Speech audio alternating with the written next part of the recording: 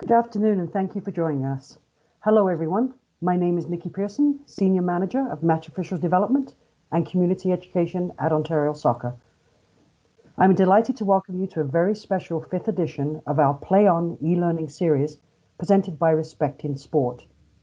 As a quick housekeeping reminder, please ensure your microphones are muted and your cameras are turned off.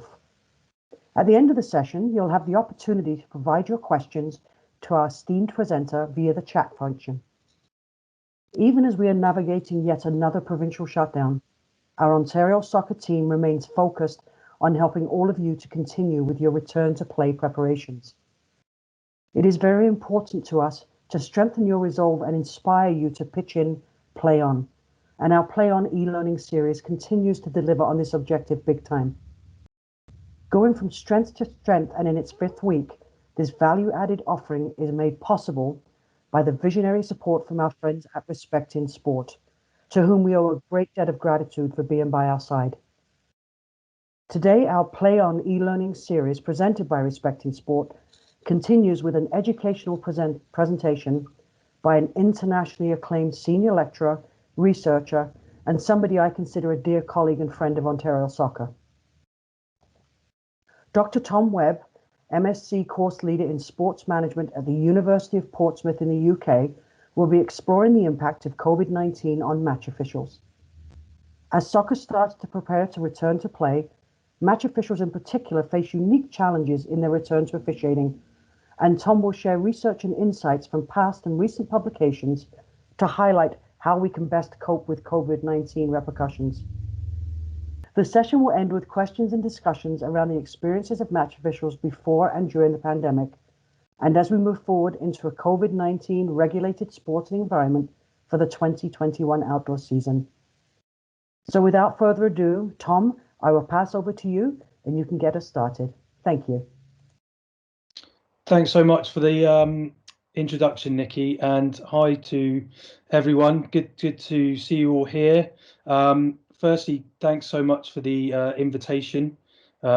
It's always great to talk to people about the research that we've been doing over a number of years. I'll just start by hopefully sharing my screen. Can everyone see that okay? Just checking Yes. that's okay. Yeah, brilliant. Okay, so as Nikki mentioned there in that really kind introduction,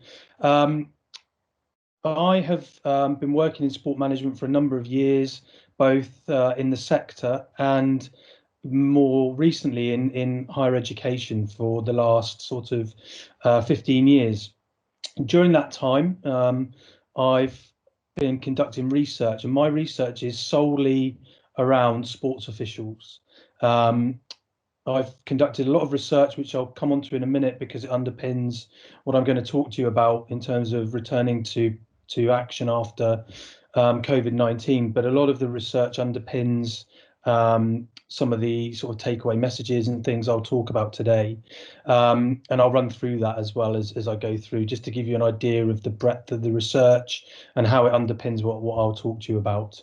My details are at the bottom of the screen there. Feel free to drop me an email. I'm on Twitter. I've probably connected with some of you on there before. I do use Twitter quite a lot for the research dissemination, talking about some of the recent studies and things like that. And we have research which is ongoing all the time, publications coming out. I'll mention some of the most recent in a minute. But if anyone does want to get in touch, feel free. It's always good to hear from people. So not a problem at all. So I just thought I'd put my details up.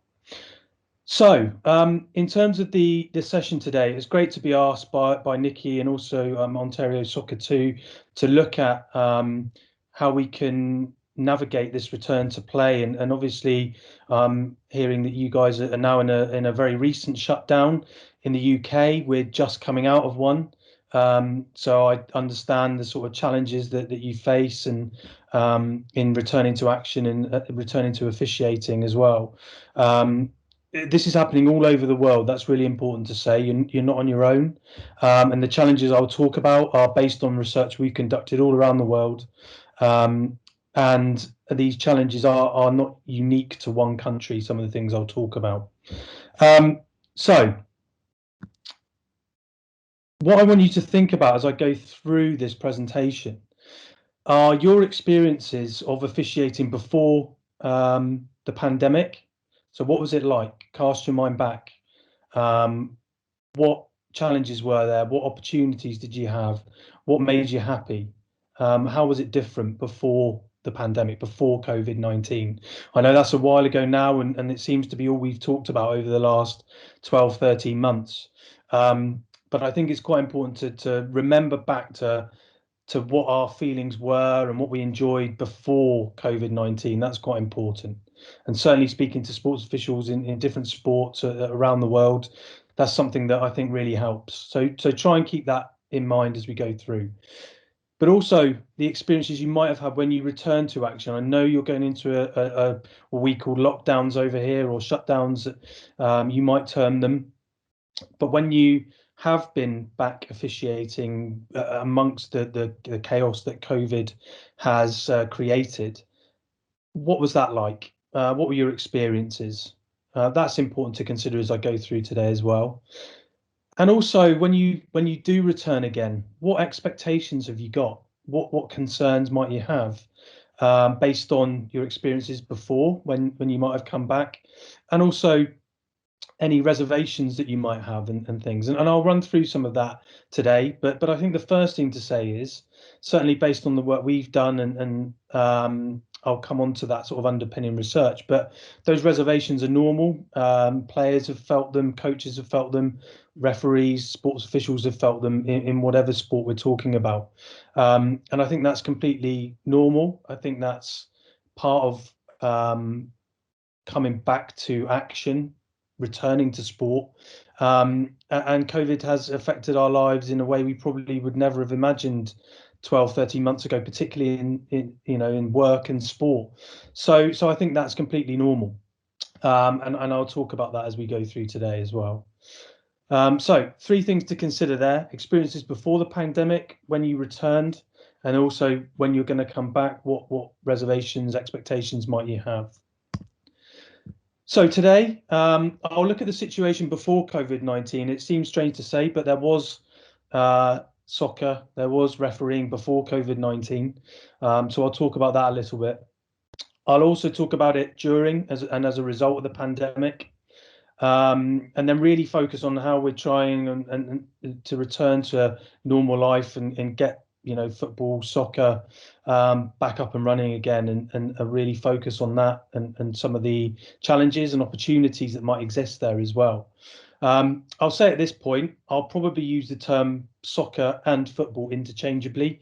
I'm trying my best to say soccer, but it's the my upbringing in the UK getting the better of me when football comes out. So I will try as much as possible to use the term soccer. But if I do say football, I mean the same thing.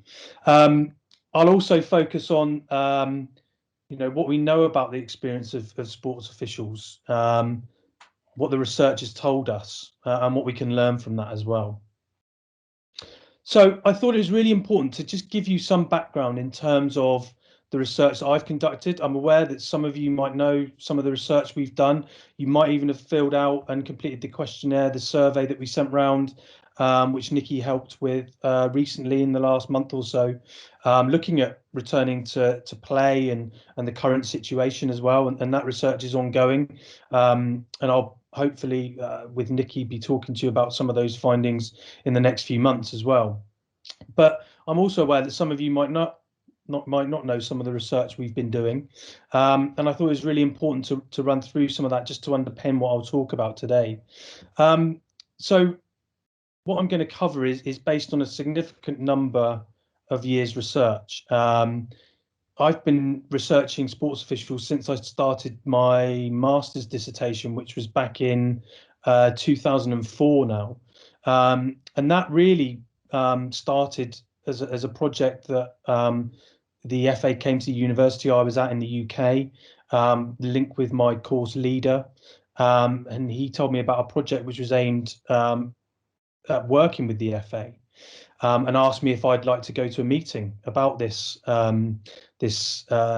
potential piece of research. And obviously, being a postgraduate student, the opportunity to work with the FA in England was, something that I thought I shouldn't turn down. So I went to the meeting, and it happened to be about refereeing, and research into the training, the development, of referees in England, and some of the challenges that they were facing. That referees were leaving the game, they didn't really know why, and they knew that there was a sort of underlying current of abuse. And so that was where my research really started back in sort of 2004, 2005. And then as I came back into higher education, the research really started again, and I had a number of contacts in the industry, particularly related to refereeing in football, soccer.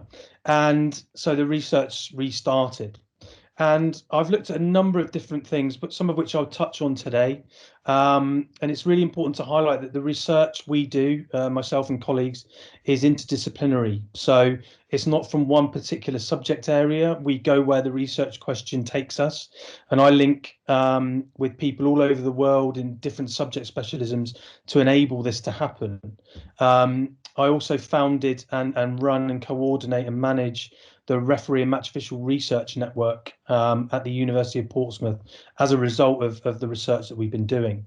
So as you can see here, I've put up two papers here, two studies, one of which was published in 2013 on the left, the other was published in 2018, both looking at how the training of referees has led to declines in home advantage, where training has improved, professionalised, developed to such an extent that home advantage has decreased since World War II in England in particular, something which has demonstrated the development of the referees and the support and the training around these referees as well. But these papers, particularly on the right, also focus on the development and the training associated, which is really important and something I'll come on to later.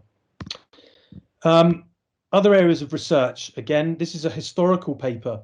So this one's looked at the emergence of training and assessment for referees in association football. So this paper focuses on where referees have come from. So that's alluded to in the title, moving from the sidelines. Referees were actually called umpires initially, and they moved from the side of the pitch into the middle of the pitch as the game progressed and developed, and particularly as football codified in England in 1863. And then we had professionalised competition where we needed referees to be part of the game to adjudicate on decisions and give decisions as part of the authenticity of the game. But this paper really sort of helps understand a little bit about where training's come from, how it's developed, and the importance of assessment for referees, some of which you guys will know all about. If you're looking for promotion, you're looking to develop as a referee, how that assessment works. And this paper looks at where it came from. How did this assessment come into the game, and how was it used? So that's quite important to understand, because then we can understand a little bit more about the situation now and how it's developed over time. Again, another historical paper on the left, which focused on a particular referee, but also the media, and the impact of the media on refereeing. And we used this particular referee as a sort of case study to look at the impact of the media, because that's become something which is ingrained into soccer and officiating over the last 100 odd years, but particularly in the last 20 or 30 years as the technology has developed and evolved. And then again, on the right hand side, looking at the role of the media and the relationship between the media and referees in the Premier League, in particular in England, and how that relationship works. It's quite a tense relationship sometimes, but it's one that's a necessity at that level of the game because of the money that's involved. And again, that's given a sort of understanding of this relationship between the media at various levels, but also at the highest level, and officiating as well.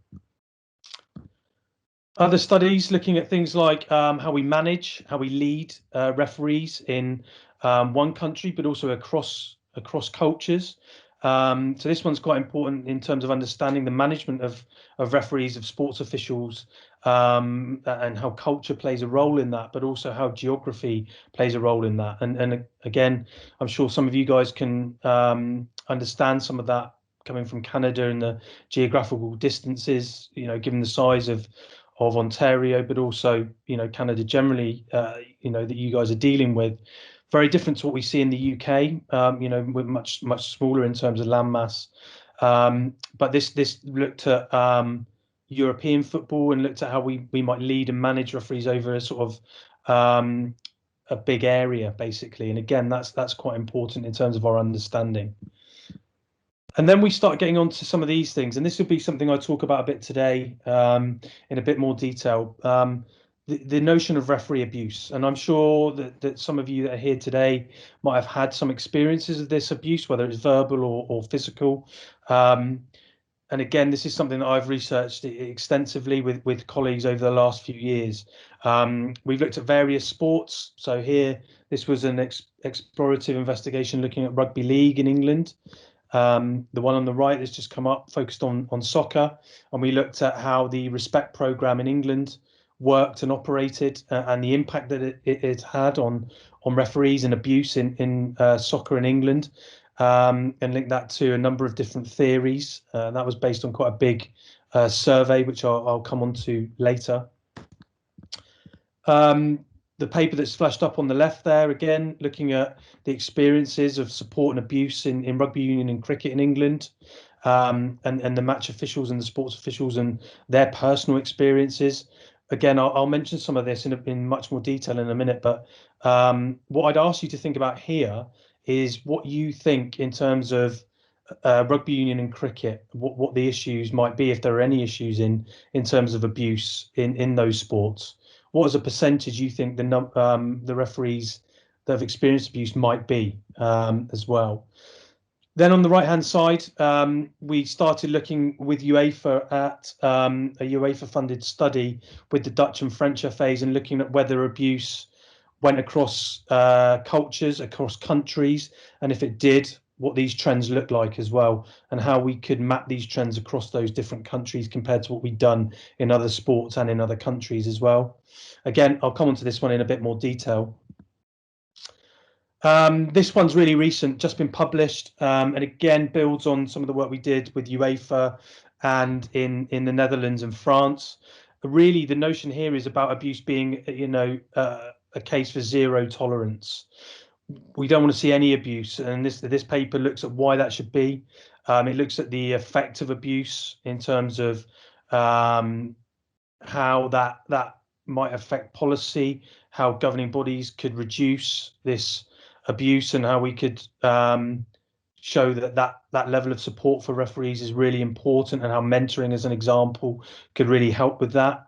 And offset any stated intentions to quit as well, which is one of the main findings from this study. But this one's just been published, and again, really important, this idea of mentoring and how that can really help with support and things. And again, that'll be something I touch on as we go through today.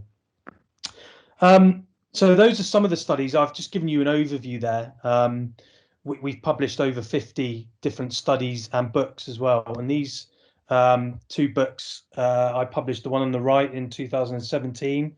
The one on the left was published at the end of last year in November, and some of that I'll talk about today. And obviously that's really pertinent in terms of returning to action, in terms of understanding some of the challenges, in terms of abuse, in terms of support, in terms of support networks, whether it's formal or informal, in terms of mentoring and those sorts of things as well. And I'll talk about that and how that can be used for referees in terms of their return to action. The book on the right really looks at elite soccer referees, as it says. I focused on the Premier League, La Liga and Serie A, so England, Spain and Italy.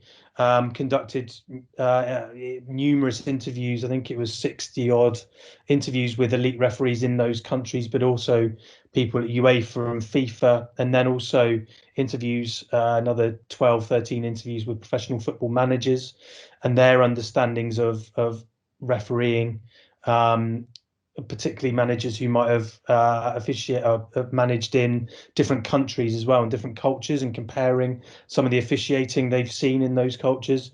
And again, that gives us an understanding of sort of management, how referees might be organised and managed and led, and also underpins some of the content I'll come on to in terms of returning to play as well. So I thought it was really important to give you that overview as a background in terms of the research, because we've all seen these sorts of images. These are taken from the UK, and these are some of the challenges we faced in terms of abuse. And this is not unique, and I'll come on to this in a minute, to one sport or one country. But I thought these headlines were really important. So if we look from the top left, from 2018, referee's jaw broken after attack in Irish Amateur League. That's taken from BBC Sport. Next to that, in the middle at the top, I've been slapped and stamped on.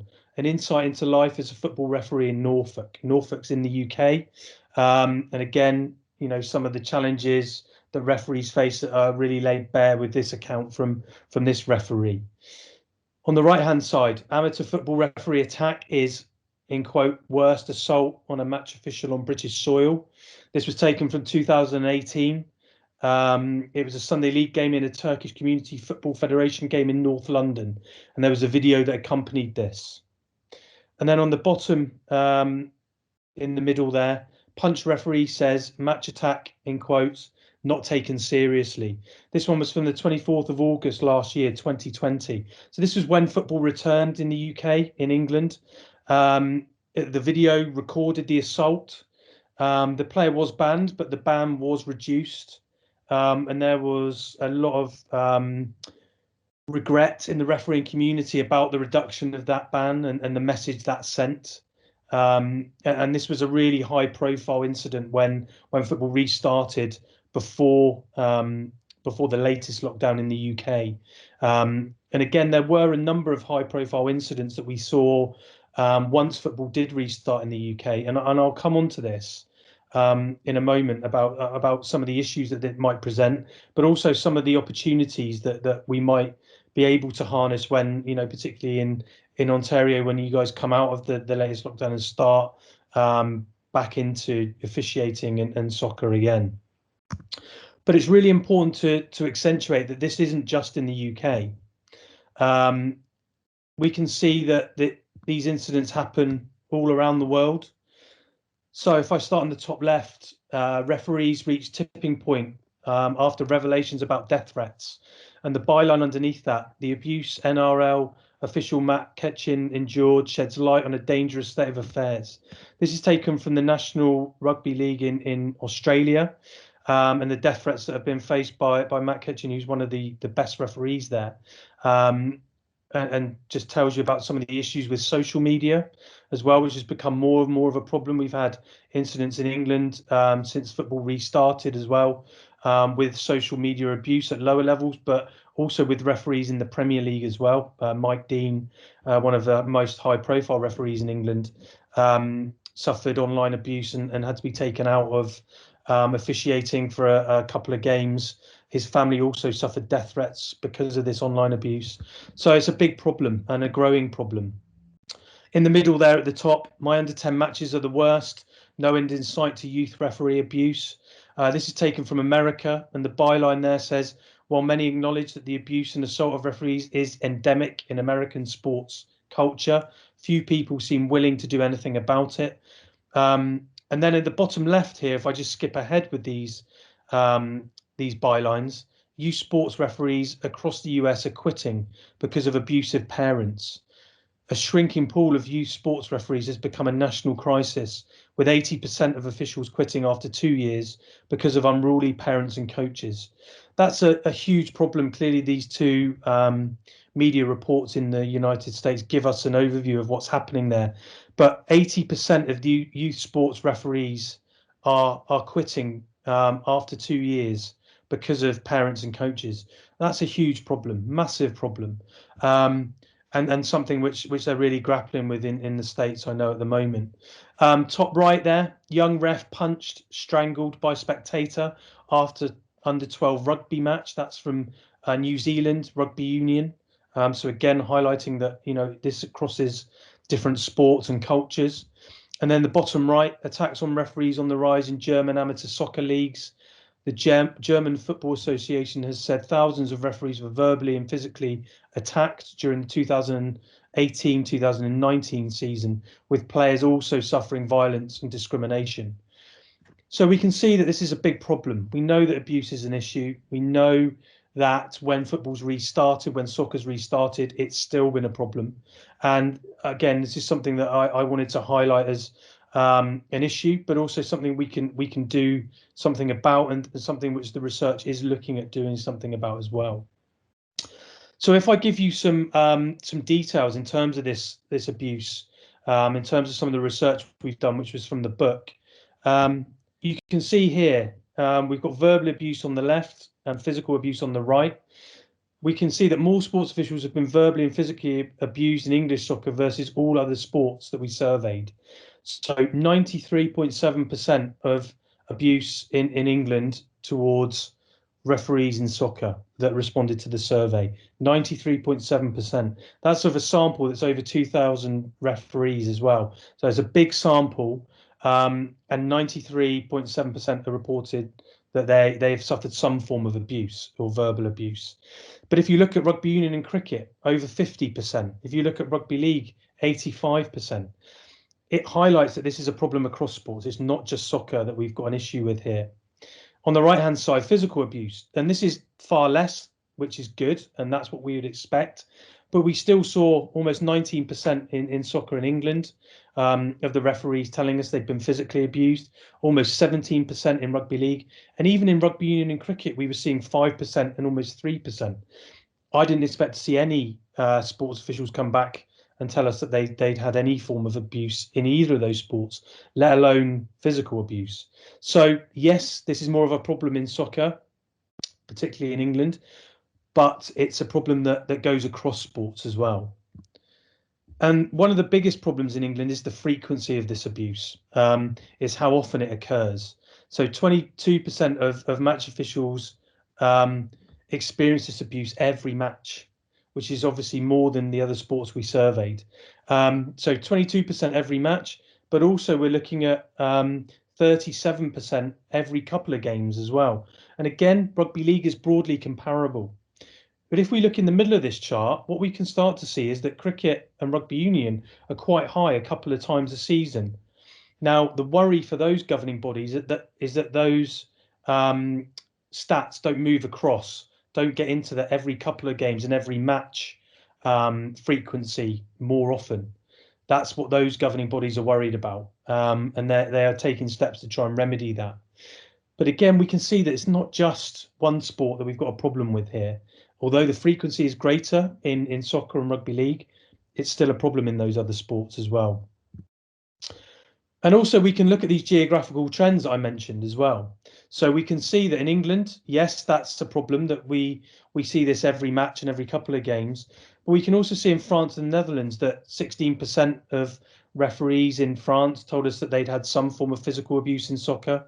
And in the Netherlands, almost 15%. So not as high as England, but broadly comparable. It's when we look at verbal abuse in those countries that actually it's less. So 68% in France, in the Netherlands, 51% of referees that responded to our survey and that we engaged with. Obviously, this is far less than the 93%, but again, still quite high. In the Netherlands, I should say that these stats are lower that we can see for physical abuse and verbal abuse.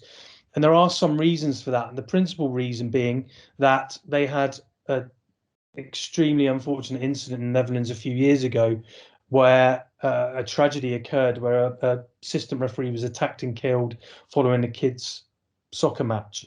And of course, this tragedy led to a change in policy and a refocus from the KNVB, the Dutch FA.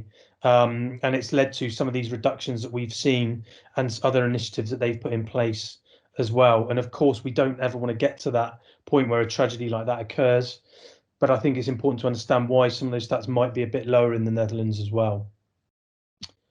So we know about this abuse. We know that it occurs. We know that we can't stop it. It will happen, but we can put things in place. So even when soccer restarts, we know there will be incidents of abuse.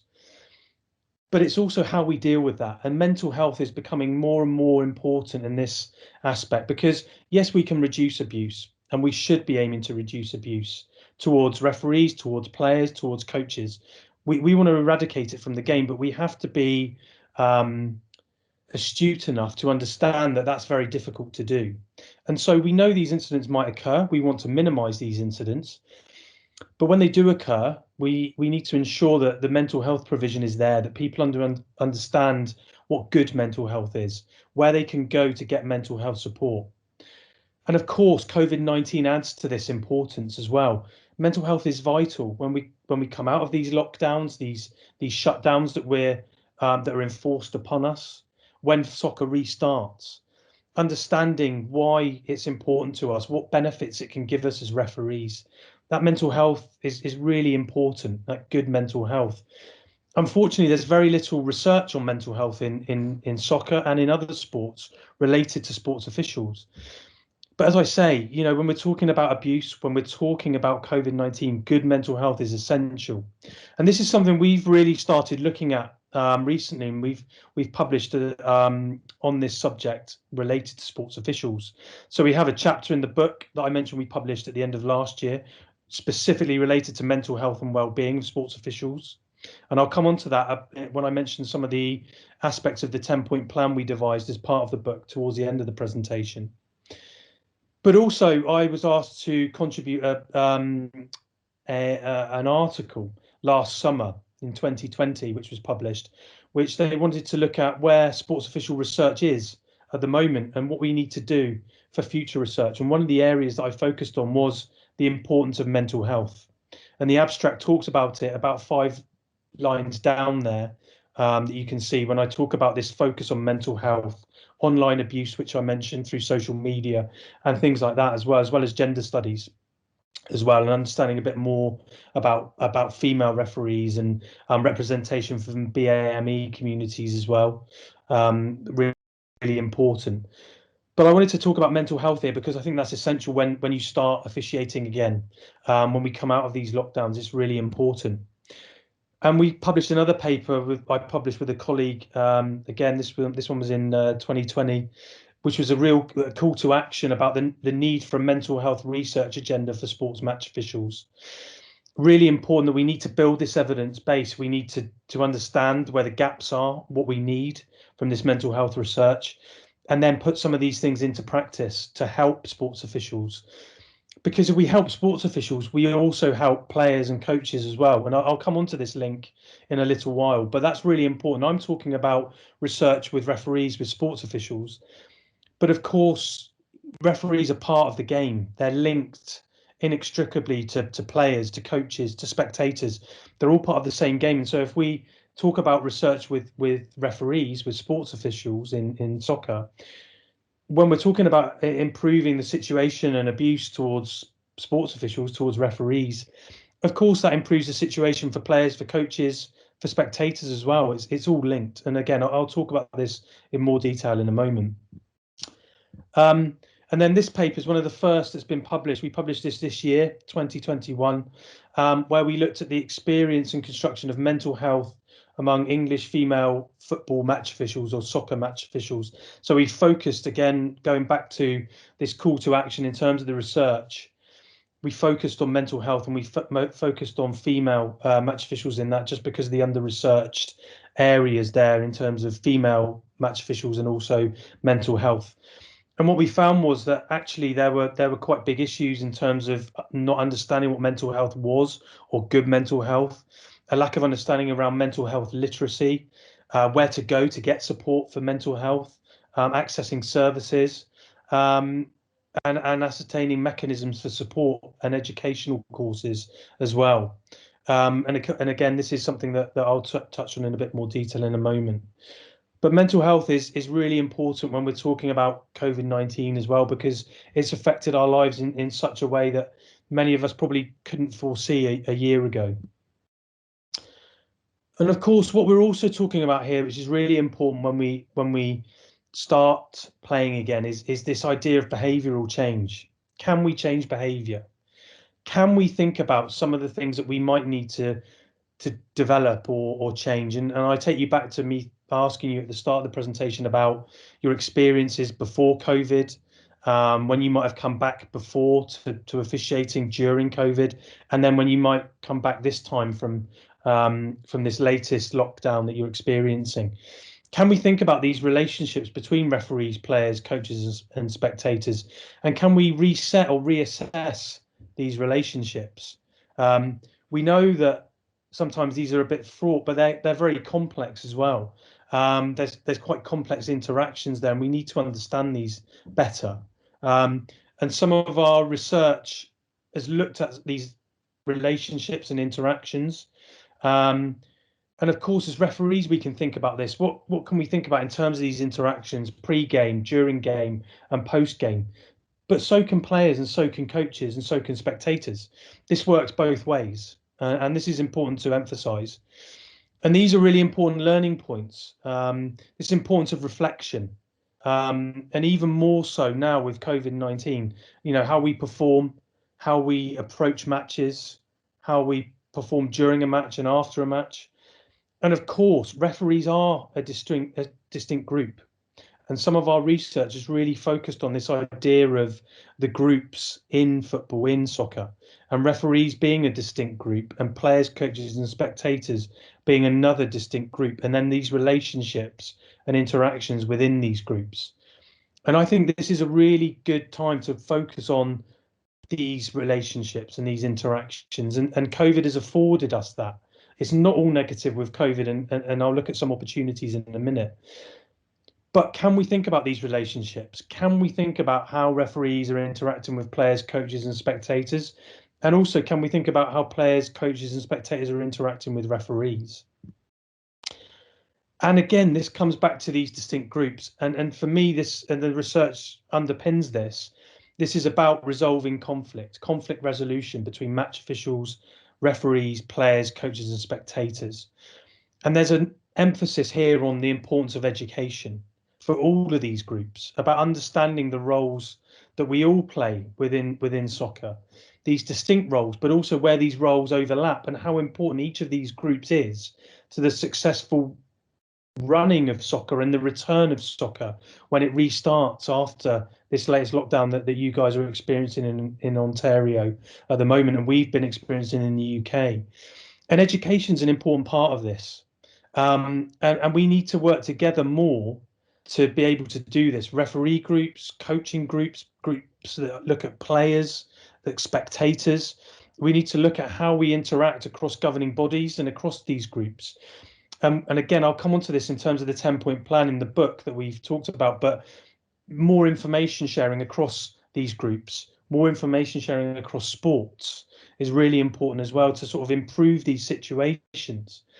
Because what we found, and particularly some of the large scale research we've done with UEFA and in the Dutch and French FA samples and in England, referees have become this out group within sport, and they're sort of almost tolerated and seen as a necessary evil, if you like.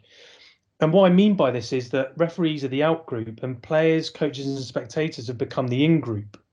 And the reason for this is that coaches, players, and spectators have a number of shared goals within a season and within one particular fixture. Players will be playing for a team that they are playing to win for. Coaches might be coaching that team that they want to win, and spectators, fans, are supporting the team they want to win. And that's on both of the sides of this fixture. Referees don't have any of these things. They don't care who wins and loses. They're not there for that reason. They're there to uphold the laws of the game. And of course, over time, what's happened is that referees become seen as these people that are stopping players, coaches, and spectators achieving their goals that they have for each of these fixtures to win, to be on the winning team, to coach the winning team, or to support the winning team. And yes, the other team are there to stop that, but the other person, the other individual who's doing this is the referee. And what's happened over time, and it's taken a long time to get to this point, is that referees become this out group within football, within soccer. And so my argument there is that actually these groups are all linked inextricably. They're all important. Without any of these groups, we don't have a game. And this is in any sport, not just soccer, but of course we're talking about soccer and returning to play after COVID. And this is really important. So can we look at resolving this conflict? Can we look at ways of doing that when we come back and start again? Can we change the status quo? And education, as I've put there, has a really important part to play there. And it's about changing the perception of the role of match officials. Do we really understand the role of the referee? Do we understand what they do before a game, during a game, after a game? Other than turning up and this person being there and giving some decisions that we don't like during a fixture, do we understand what else they do alongside that? The training, the development that they go through season upon season. If they're trying to push for promotion, how they do that, the assessments they go through. And I think sometimes we get lost and we look at these groups in isolation, whether that's players, coaches, spectators, or referees. And each of these groups has distinct mannerisms and distinct aspects that we can relate to them. And perhaps we don't understand some of these enough. And education can help us with that. You know, in coaching awards, we can look at the role of the referee, for example. There's no reason why not.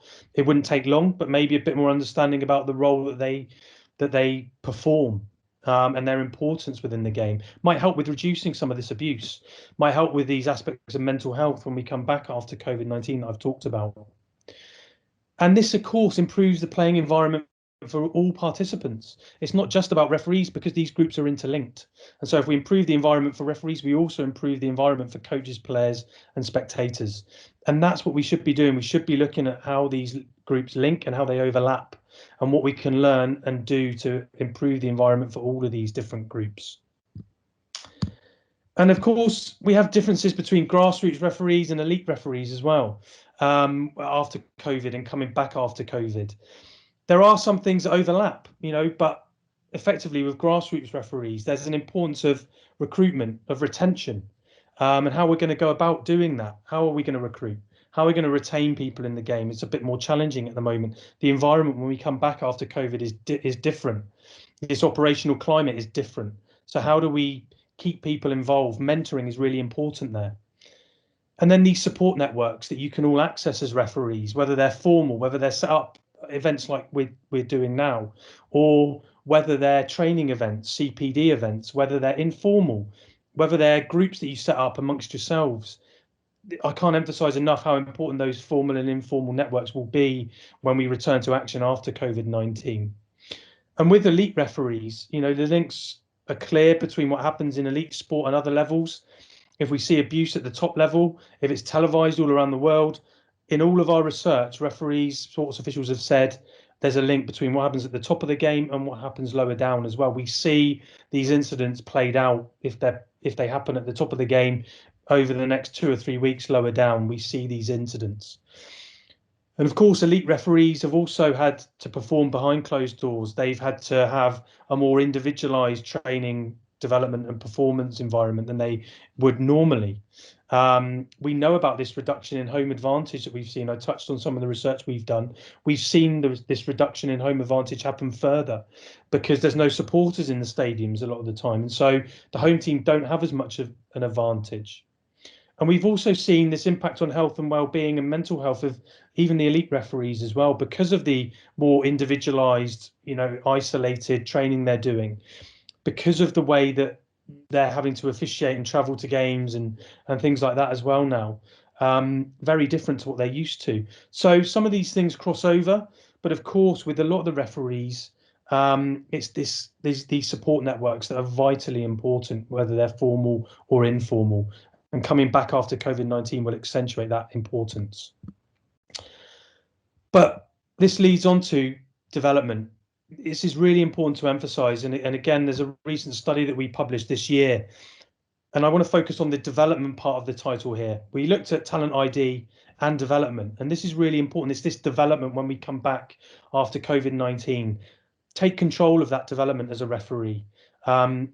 Take advantage of the opportunities you've got. Identify gaps in your knowledge and performance. You know, what do you want to achieve? Where do you want to go? What do you need to help you when you come back and when you restart officiating? COVID-19 has really heightened the importance of CPD, continuous professional development, and that support will be really important when you restart. And certainly the research we did here really highlighted this importance of development, of continuous development, of quality training, of mentoring, and of these support networks as well that I've talked about. And that's something that we'll really need to focus on when you restart, and something that you personally can take control of as well. I mentioned the 10-point plan in the book that we published, and I just wanted to flush up a couple of these points from the 10-point plan, which I think are really important when restarting after COVID-19 and summarising some of what I've covered today. Point 5, which we devised, and I should say the 10-point plan is devised with engagement with over 8,000 sports officials in different sports all around the world. So it's based on a huge amount of research and insight. Point 5 is about the increased visibility and information regarding mental health and well-being. Vital for match officials. We need to embed this. People need to know where to go for mental health support. And of course, COVID-19 accentuates this support that we need. And what we do with the 10-point plan is have the key point, the explanation, the further context, and then the outcomes that can be achieved. And the outcome on the right associated with this mental health and well-being and this increase in development support there is increased educational information, which will help us cope with any incidents of abuse, cope and address where this abuse comes from, and also help with good mental health and well-beings and reducing feelings of isolation. This is one of the things with COVID-19 that we've seen, this idea of isolation. So if we can reduce that in any way, that's really important. And referees accessing the support that's available will help with this. Number 6 there as well, campaigns promoting the importance of match officials. I've mentioned this, so I won't go into loads of detail, but we need to understand the role of the match official, of the referee in soccer, and also why, the benefit of understanding the role of the match official for players, for coaches and spectators. And again, if we look at the future outcomes here, there are short, medium term and long term goals and outcomes which can be achieved. We can improve the status of match officials within, soccer, within any sport. We can look at, further incentivizing development skills and competencies of workforce if we focus on promoting the importance of sports officials. And we can also look at elevating the status of these officials. But this requires action from leagues, from clubs, and from governing bodies as well to put this in place. But if we do that, it will really help A, recruitment, B, retention, and also retaining these guys in soccer, but also helping them when they come back after COVID-19. Also, whole game approaches, point 8 in the plan, looks at how we can look at these things across sports. And I talked about linking players, coaches and spectators, buy-in from all stakeholders. This is essential if we want to join these things up, if we want to have maximum impact, increased impact, and really change culture. Whole game approach is essential in order to do that. And then point 9, again, resolving this conflict between these stakeholder groups, dealing with abuse and conflict, changes in culture as well. Some of these things will take longer. Some of these things can be done in a much more short-term approach. But COVID-19 gives us the opportunity to reflect on some of these things, some of the things we've done really well, and some of the things when we come back where we think actually we could maybe put some of these things in place, or we can look at how we could do that, what we can implement and measure over time, over a longitudinal process to see what impact it has. And these things are all opportunities that COVID has presented us. And again, just to reiterate, this important focus on formal and informal support networks, mentoring. If you can access this as a referee, go and do it. Go and get that formal and informal support. Go and get that education to help you deal with any incidents of abuse or isolation you might experience following COVID, but also to help with your mental health and well-being, and increasing this idea of resilience and mental fortitude, and really improving your performance under pressure at whatever level you're officiating at in soccer. Because if we approach it in this way, if we take control of our continuous professional development as individuals, that can really help. It can really help in terms of our development. And as I said, COVID-19, I wanted to end on this idea of opportunities. It can provide opportunities. It's presented significant challenges, but it can help us refocus as well. And I talked about this refocus of the relationships between the stakeholders in soccer when we come back after COVID-19, but also can help us as individuals on giving us a focus for our support networks, looking at organizational support, looking at individual support. Are you an outgoing person? Are you someone that will go and look at these support networks? Or are you someone who needs these formal support networks to help you? Are you more outgoing in that you'll form these informal support networks? Recognize what you are as an individual and your personality traits. That's really important, because you need to seek out these support networks. Can we initiate a change in behavior? Can we promote more positive behavior? Again, it presents an opportunity to really focus on this and think about how we might want our game to look as we come out of this pandemic, as we focus on returning to action after COVID-19. And this really focuses on this harmonious approach from those involved, with players, coaches and referees. It also provides us an opportunity to think about the role of the referee. And I've touched on that throughout the presentation today as well. But also as individuals, there are development opportunities out there. Take them. If there are opportunities for you to help you progress, for when you come back, for when COVID allows a restart, take those opportunities, because it will help you when you restart. And it will give us an opportunity to focus on positive mental health as well. And it might help you cope with difficult situations when you do restart after COVID. And one of the main things for me as I end here is really to focus on enjoyment. We all want to get back officiating and playing and really restarting after COVID-19. And it gives us an opportunity to really focus on just enjoyment, going out and enjoying what we do, enjoying officiating, enjoying playing. And I think that's really important, to focus on that enjoyment. And a lot of the things I've touched on today will help with this opportunity to focus on enjoyment. Recognizing and identifying your CPD, understanding mental health, understanding some of the challenges. If we're involved in the policy aspects of soccer, looking at what we can do to facilitate this positive environment for every participant, but obviously referees we're focusing on today.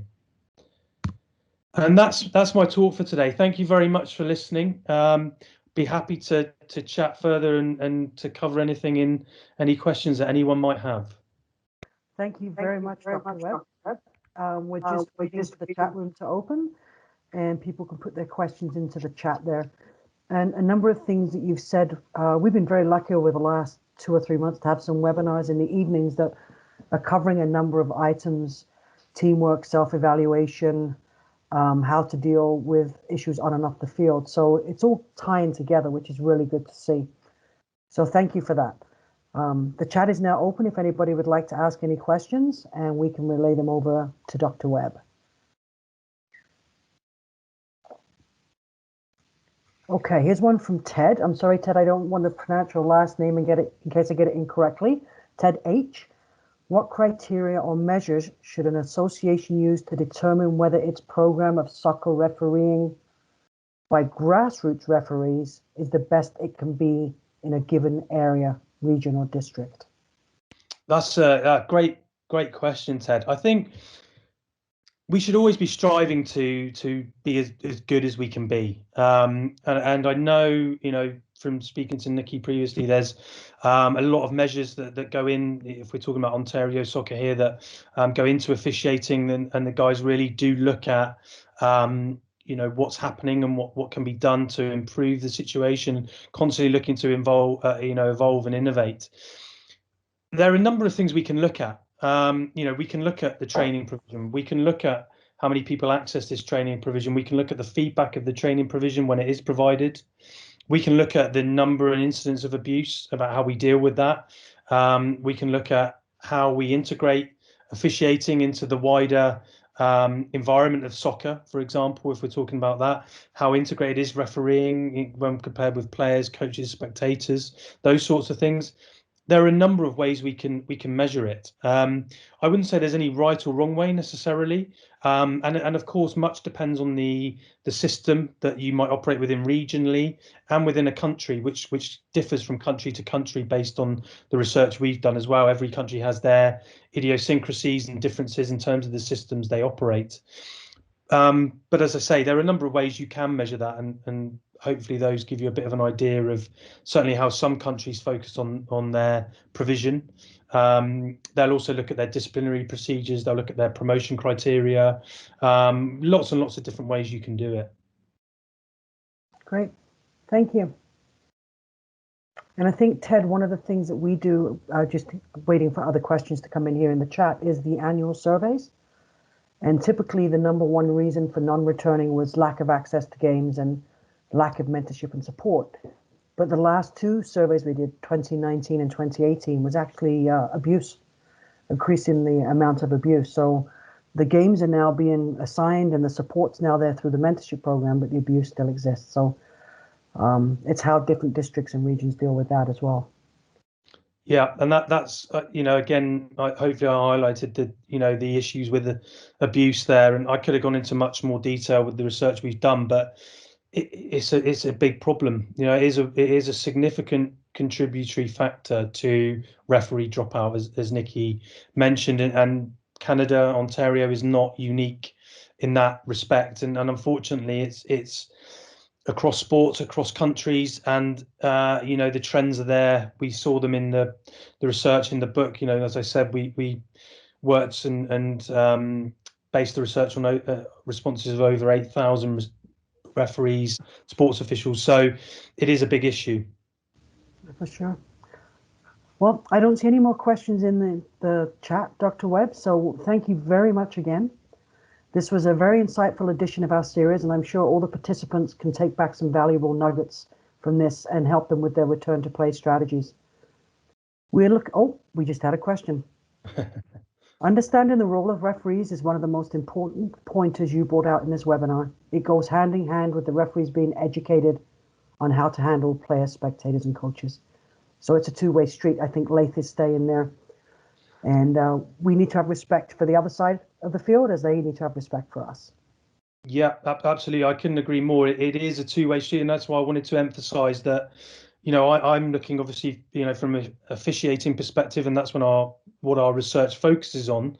But of course, all of this is interlinked, and that's why I really wanted to make the point that if we improve the situation for referees, we also improve the environment for players, coaches, and spectators, and that is really, really important to emphasize. And yeah, absolutely, I couldn't agree more.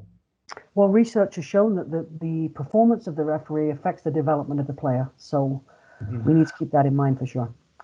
So thank you. We're looking forward to joining forces with you all again for our next session on April 14th, when we are welcoming soccer commentator and former Canadian women's national team player Carmelina Moscada for a fireside chat, all about looking forward to the 2021 Tokyo Olympics and how to triumph in the face of adversity. Please keep an eye out for a brief survey we're going to provide you, probably at some point this week. It's very valuable information for us, so we can give you the best webinar experience possible.